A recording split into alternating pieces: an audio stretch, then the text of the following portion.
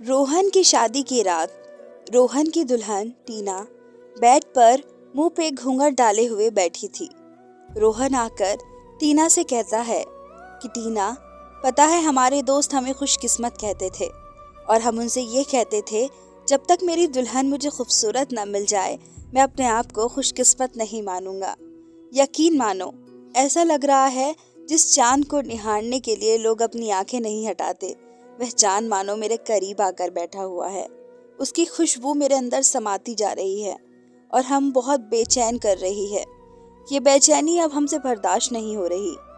जैसे ही रोहन टीना के करीब आता है, टीना के बालों में हाथ फेरता है तो टीना कहती है कि हमने शादी से पहले एक मन्नत मांगी थी कि हमें अगर लाखों में एक पति मिल जाए, यानी आपके जैसा, तो हम 1 महीने तक कुंवारी की जिंदगी बिताएंगे।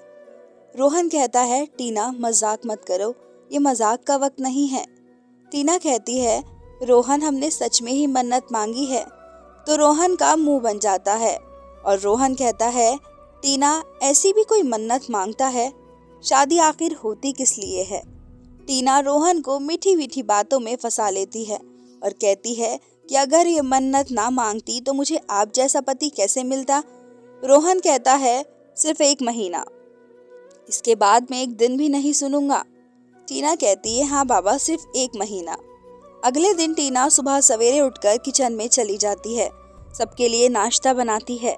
टीना की सास बहुत खुश होती है और टीना को बहुत प्यार करती है और दुआएं भी देती है कि भगवान सबको ऐसी बहू दे।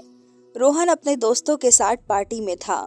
वहां पर सब दोस्त ड्रिंक करते हैं, रोहन भी ड्रिंक कर लेता है और रोहन का दोस्त कहता है, यार रोहन, तेरी तो शादी हो चुकी है, ये शायरी तेरी बीवी के लिए। तो रोहन मुंह बनाकर कहता है, यार ये सब फिल्मी जिंदगी में अच्छा लगता है, हकीकत तो कुछ और ही होती है। तो रोहन के फ्रेंड रोहित को शक हुआ और वह पूछता है कि रोहन, क्या तुम्हारी शादीशुदा जिंदगी अच्छी नहीं चल रही है?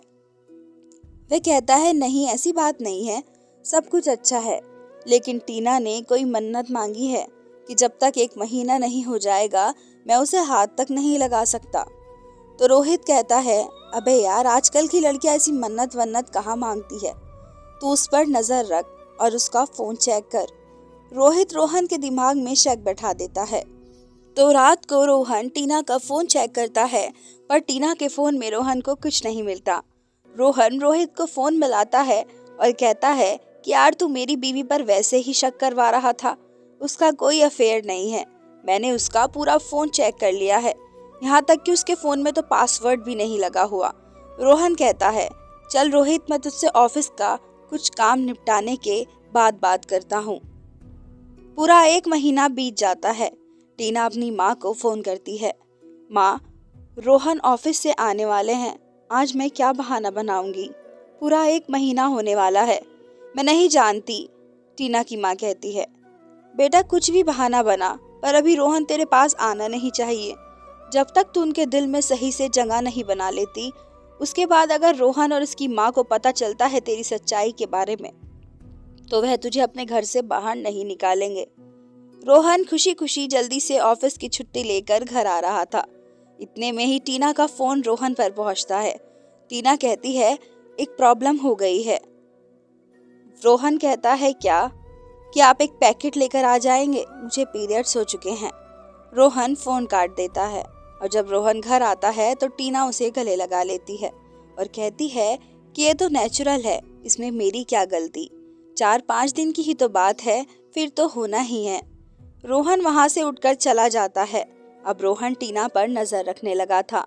रोहन टीना को रेस्टोरेंट में एक लड़के के साथ देखता है। ये बात रोहन अपने दोस्त रोहित को बताता है।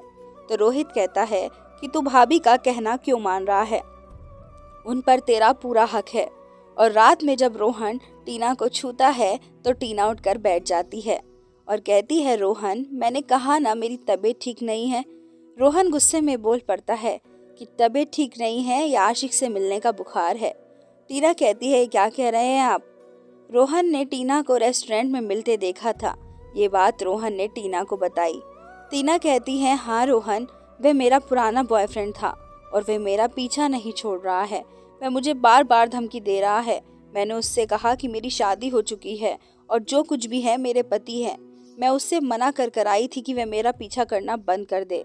रोहन कहता है कि मैं तुम्हारी इन मनगढ़ंत कहानियों पर विश्वास नहीं करूंगा।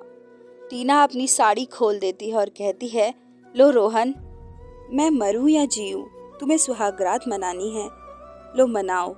रोहन अपने दोस्त रोहित से बात करता है कि यार मैं सुहागरात मनाने के लिए ज्यादा ही उतावला हो रहा हूँ और फालतू में मैं अपनी बीवी के साथ जबरदस्ती करूंगा तो वह तो रेप हुआ ना, और इसकी वजह से मैं अपनी बीवी का अपमान भी कर रहा हूँ। तो रोहित कहता है कि तुझे भाभी से माफी मांगनी चाहिए और उन्हें उनके पुराने बॉयफ्रेंड से भी बचाना चाहिए। टीना की सास के पास टीना की माँ का फोन आता है और वो उनसे कहती है कि बहन जी, मेरी आपसे गुजारिश है, मेरी तबीयत ठीक नहीं हो रही, क्या आप टीना को कुछ दिन के लिए घर पर भेज देंगी? तो टीना की सास कहती है, ठीक है बहन जी, मैं रोहन से कह दूंगी, वह टीना को ऑफिस जाते हुए छोड़ देगा। टीना की माँ कहती है, नहीं बहन जी, परेशान होने की जरूरत नहीं है, मैं अपनी गाड़ी लेने कल्पना को भेज दूंगी। इतने में रोहन घर आता है तो रोहन देखता है टीना पैकिंग कर रही थी। टीना से रोहन पूछता है, कहाँ जा रही हो टीना? टीना कहती है, मैं घर जा रही हूँ। रोहन टीना से माफ़ी मांगता है, टीना मुझे माफ़ कर दो, मैंने रात जो भी तुम्हारे साथ किया वह गलत था। टीना कहती है कि रोहन, मैं घर इसलिए नहीं जा रही हूँ, मम्मी की तबीयत खराब हो रही है, मम्मी ने मुझे बुलाया है। रोहन कहता है, टीना तुम रुक नहीं सकती। टीना कहती है कि आप कहेंगे तो मैं रुक जाऊंगी, पर रोहन कहता है, नहीं टीना, मम्मी की तबीयत खराब है, तुम चली जाओ। टीना जैसे ही अपनी माँ के घर आती है, माँ टीना से बातें करने लगती है और कहती है कि टीना, अब तो मैंने तेरा पीछा कुछ दिन के लिए छुड़ा लिया, तेरे पीछे जो जवीता ताई पड़ी है वह बार बार तुझे लेने के लिए अपने साथ आती है और पूछती है टीना कहाँ चली गई है, हमें उसे अपने साथ लेकर जाना है, इसलिए मैंने तेरी शादी कराई थी। टीना 2 दिन ही अपनी माँ के रहती है, अगले दिन उसे लेने के लिए सविता आ जाती है। टीना की माँ गेट के बाहर जाती है तो देखती है सविता खड़ी थी। टीना की माँ टीना को जल्दी से बैग लेकर पीछे के दरवाजे से जाने को कहती है। इतने में ही रोहन अपने कमरे में अपनी मीटिंग की फाइल ढूंढ रहा था, जो कि रोहन को मिल नहीं रही थी। रोहन अलमारी खोलता है तो वह देखता है कि अलमारी में जो बेड पीरियड्स के लिए टीना ने मंगाए थे वह उसने यूज नहीं किए थे। इसे देखकर रोहन के दिमाग का शक और गहरा हो जाता है। रोहन का दोस्त रोहित उसे कहता है कि कहीं टीना प्रेग्नेंट तो नहीं, टीना किसी और के बच्चे की माँ बनने वाली तो नहीं है जो तुझे वह अपने पास नहीं आने देती। उसके दिमाग में शक और गहरा हो जाता है। इतने में टीना अपने घर आ जाती है तो रोहन कहता है, टीना तुम इतनी जल्दी घर वापस? टीना कहती है, हाँ, मुझे तुम सबकी याद आ रही थी, मेरा मन नहीं लग रहा था। रोहन की जॉब सैलरी बढ़ चुकी थी। रोहन टीना से एंजॉय करने के लिए कहता है। रोहन टीना के लिए कोल्ड ड्रिंक लेकर आता है जिसमें रोहन एक नींद की गोली मिला देता है। टीना उसे पीती है, टीना बेहोश हो जाती है। रोहन टीना को हॉस्पिटल ले जाता है उसका चेकअप कराने, पर ये राज तो कुछ और ही था। डॉक्टर ने टीना की रिपोर्ट रोहन को दी तो रोहन के पैरों के नीचे से जमीन निकल गई। रोहन को डॉक्टर ने बताया कि तुम्हारी बीवी तुम्हें बीवी का सुख इसलिए नहीं दे पा रही है क्योंकि वह एक किन्नर है। यह सुनकर रोहन चौंक जाता है और वापस घर आकर रिपोर्ट टीना के मुंह पर मारकर फेंकता है। टीना पूछती है, क्या हुआ रोहन, ये किस चीज की रिपोर्ट है? खुद ही देख लो किस चीज की रिपोर्ट है। माँ, टीना ने हमें धोखा दिया है। टीना एक लड़की नहीं बल्कि एक किन्नर है। टीना पूछती है, ये रिपोर्ट तुमने कब और कैसे ली? जब तुम्हें मैंने कोल्ड ड्रिंक पिलाई थी तो उसमें मैंने नींद की गोलियां डाल दी थी ताकि तुम्हारी सच्चाई पता लग सके, और उसके बाद तुम्हें डॉक्टर के लेकर गया था। डॉक्टर ने तुम्हारी सारी सच्चाई बता दी है। अब मैं तुम्हें पुलिस के हवाले कर दूंगा क्योंकि तुमने मुझसे शादी धोखे से की है और तुम्हारी माँ ने भी मेरे साथ धोखा किया है। रोहन टीना को कमरे में बंद कर देता है। रोहन की माँ कहती है कि बेटा, हम पुलिस को नहीं बुला सकते, हमारी इज्जत का सवाल है। टीना की माँ को फोन करो, वो इसे आकर यहाँ से ले जाएगी। इतने में टीना कमरे में जाकर अपनी माँ को फोन कर देती है और कहती है, माँ, सब कुछ पता चल गया है रोहन को। अभी हमें पुलिस में भेजने को कह रहे हैं। टीना की माँ टीना से कहती है, बेटा तू वह रिपोर्ट फेंक दे और बाकी का काम मुझ पर छोड़ दे। इतना टीना की माँ पुलिस लेकर रोहन के घर आ जाती है और उन पर झूठा इल्जाम लगाती है दहेज का, कि मेरी बच्ची को मारते हैं दहेज के लिए, चाहे तो मेरी बेटी से पूछ लो। पुलिस रोहन से टीना के बारे में पूछती है।